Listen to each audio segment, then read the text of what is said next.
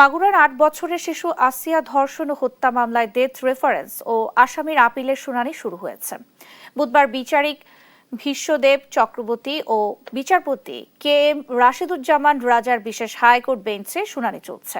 আদালতের রাষ্ট্রপক্ষে শুনানি শুরু করেন ডেপুটি অ্যাটর্নি জেনারেল ইমাম হোসেন তারেক। মামলার প্রধান আসামি শিশু আসিয়ার বোনের শ্বশুর হিটু শেখকে ২০২৫ সালের ১৭ মে মৃত্যুদণ্ড দেন মাগুরার নারী ও শিশু নির্যাতন দমন ট্রাইব্যুনাল। অপর ৩ আসামি সজীব শেখ, রাতুল শেখ এবং জাহেদা বেগমকে খালাস দেওয়া হয়। ২০২৫ সালের মার্চের শুরুতে মাগুরার নিজ নান্দুর আলী গ্রামে বোনের শ্বশুর বাড়িতে বেড়াতে গিয়ে ধর্ষণ ও যৌন নিপীড়নের শিকার হয় শিশু আসিয়া।